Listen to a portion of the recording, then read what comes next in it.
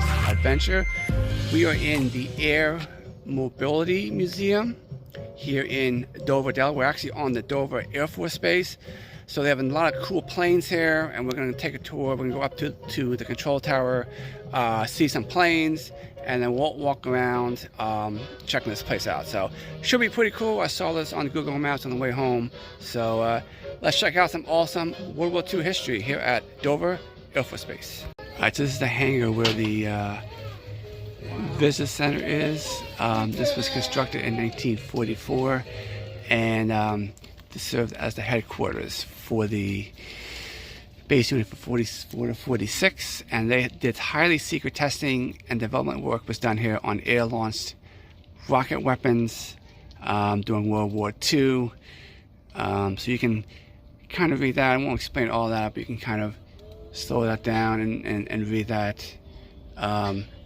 If you're that. And this main hangar was used to house aircraft that were being fitted with various types of rocket launchers. So we're going to explore more of this history here at the Air Mobility Command Museum and check out some cool planes. All right, we're going to head up these steps to the top of this. Those take us up to the Dover Air Force Base control tower. So.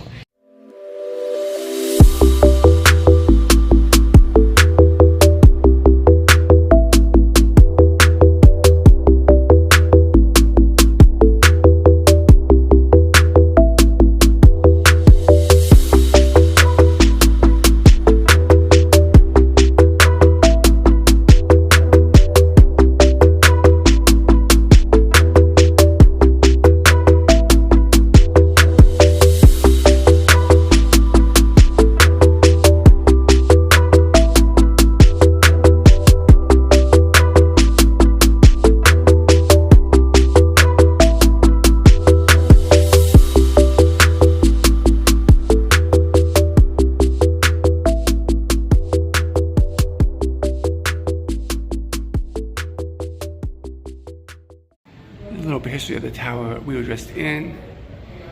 It was the first, the oldest tower, and it actually moved to this.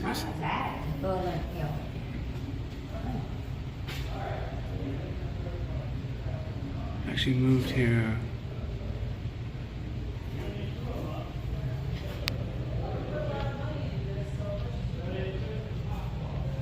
All right, we're out here in the outside the museum. We take a look at some of these awesome aircraft out here. That's actually Air Force 2. There's a list of dignitaries that have flown in there. And this is the tower we were just in. And I don't know if you hear any of those radio transmissions, but those are active transmissions from the Air Force Base, which is pretty cool to hear. So, all right, we will. Some of these planes are open, some of them are not, but I'll take you inside. Some ones are open. We're check out some awesome World War II history here. All right, so this plane is a VC-9C, and this transported. It was used from 1975 and 2011, and it transported a few vice presidents: Walter Mondale, George H.W. Burt, Dan Quayle, Al Gore, and Dick Cheney. And of course, when it was transported presidents, it was changed for Air Force One, and then had some first ladies here, and then some of the specs down there. Extended range fuel tank, and would also be the first to have a special communications suite installed for the vice president. So you can read the rest of that. Here's the specifications in case you were interested in that. Pretty cool aircraft here. Air Force 2 is pretty massive, actually.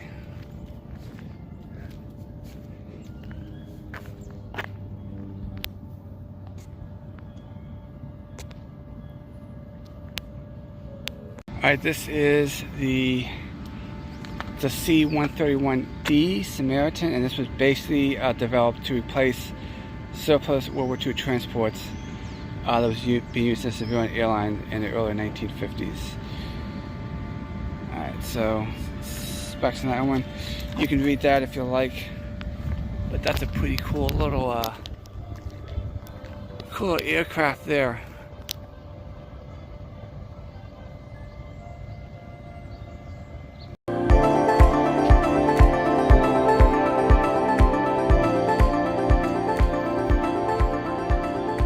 Truth be told, I'm not well versed on my airline specs and stuff like so.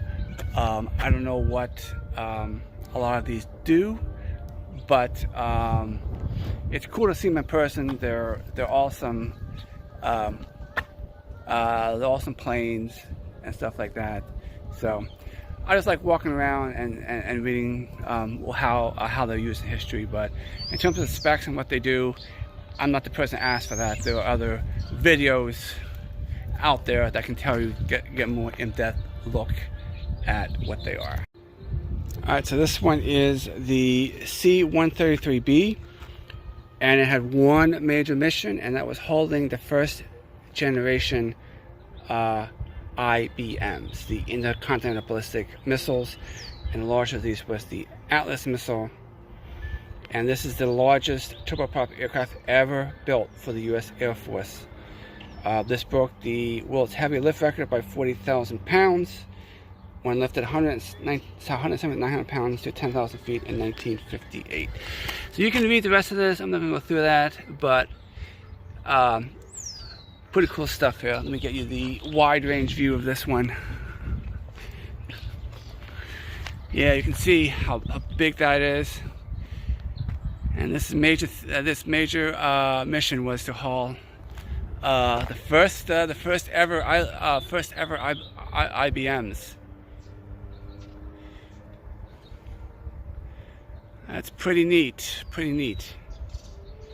All right, this is what a straddle tanker. So this main thing was to refuel a plane in midair.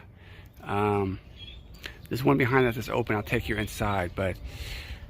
So this means this is a refueling plane, primarily. All right, this is a larger version of the refueler, and this one's open, so we can go inside and check out what the inside of this plane looks like.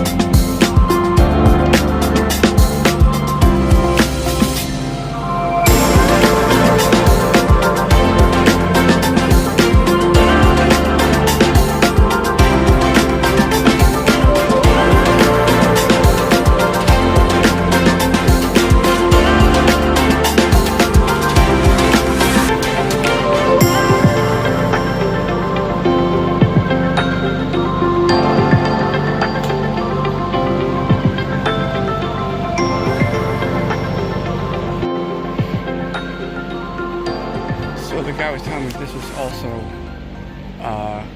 could hold air cargo as well, as its primary use was refueling midair, but it also held air cargo too.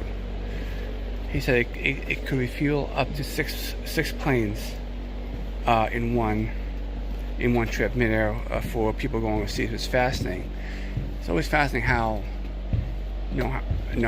how they do that, but you can see plenty of room to store cargo and all sorts of other stuff in here. You can see the rollers, so they can easily move them. The big heavy boxes, so they can just slide them on and move them. Pretty neat. It's pretty cool. We're gonna check out some. Pretty cool. We're just that's the plane we're just in. Pretty nice. We're gonna check out some helicopters over here.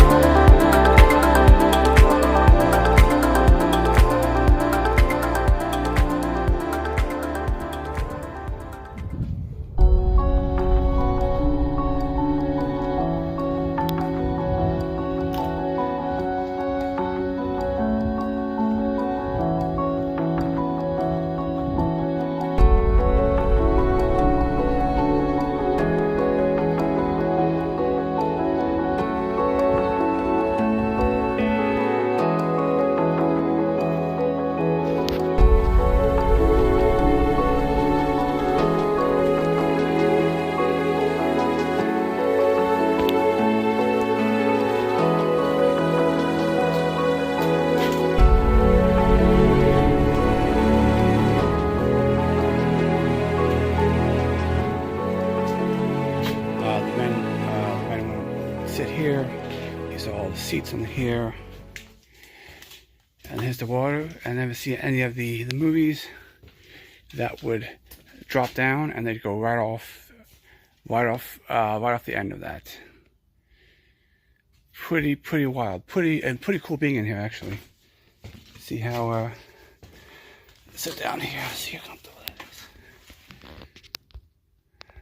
Oh yeah. Here's a little look inside the flight deck.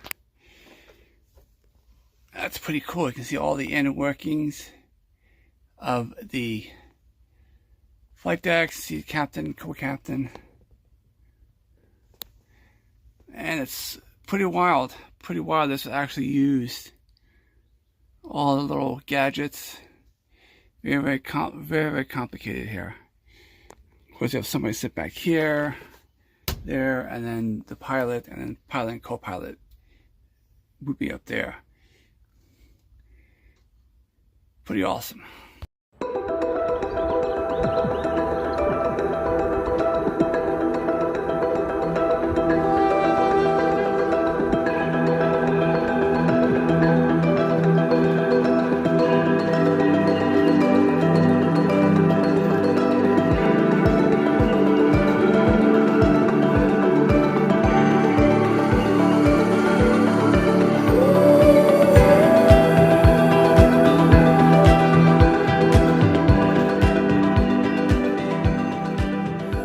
This was the type of plane that the POWs from Vietnam came home in 1973.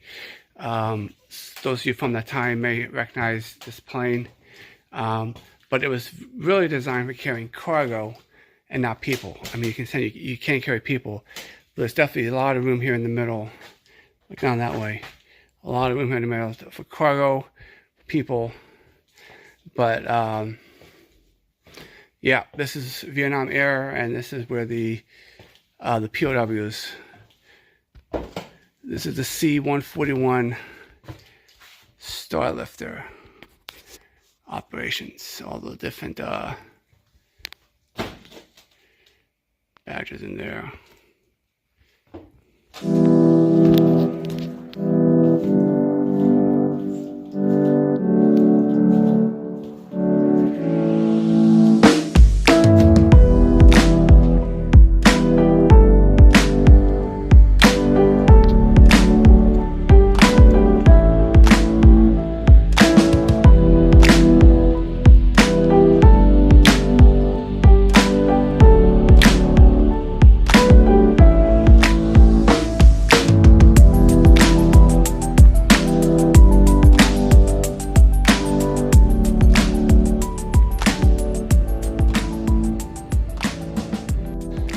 These are all the Medal of Honor recipients.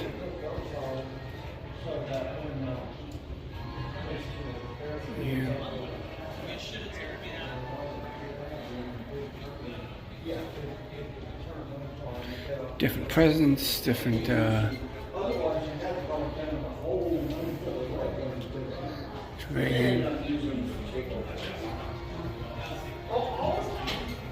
So there have been 3,400 Medal of Honor recipients since the Civil War. So these are the different medals they came out.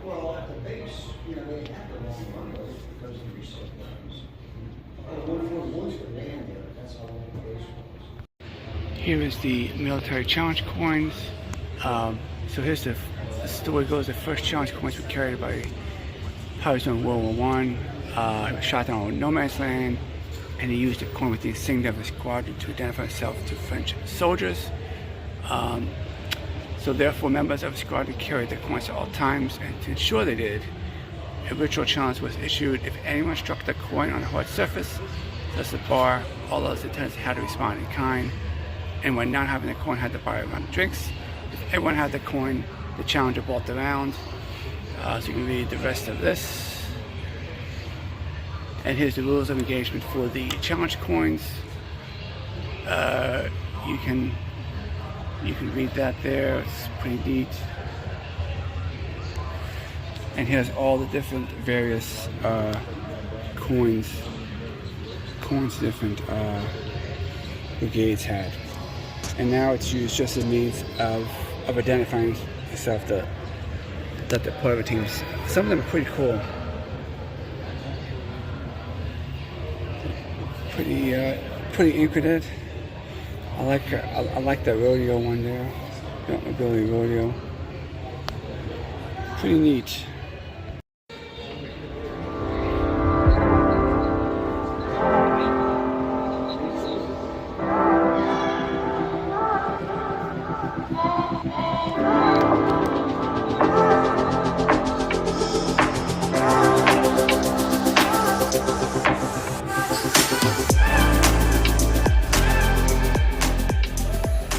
Alright, this is the HH-43B, also known as the Husky, and it's the first military helicopter adopted for rescue and firefighting missions. So it's pretty cool. The first rescue helicopter. This is the tail gunner. So this is the back of the plane. Of course, he would sit here and turn out the tails. Of course, if you've ever seen any World War II movies, like Indiana Jones has one, but any of the World War II movies have the tail gunner.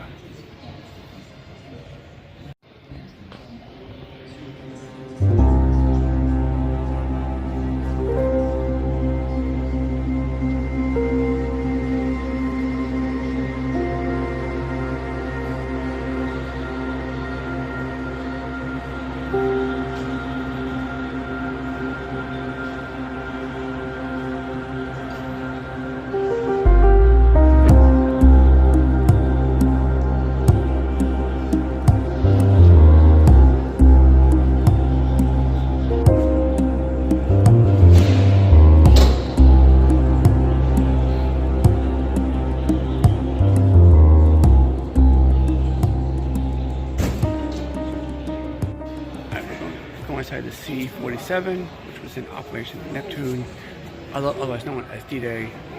Should be pretty cool.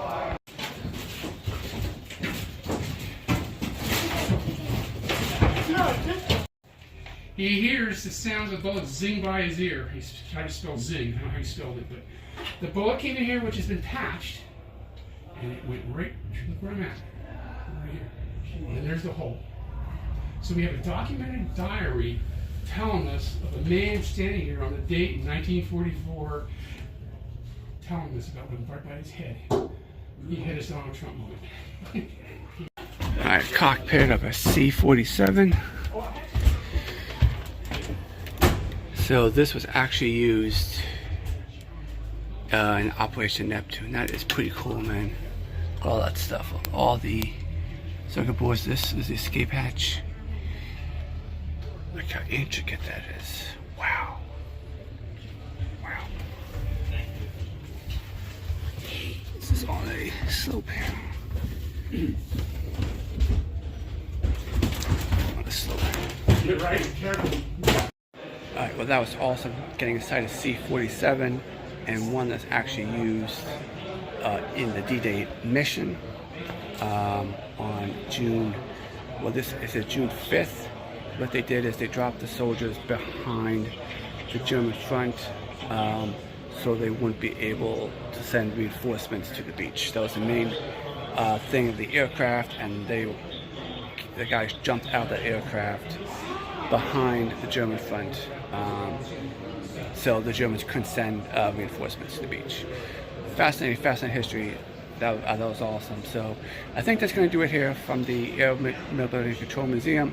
This is a free museum, so if you're ever in the Dover, Delaware area, it's at the Air Force Base.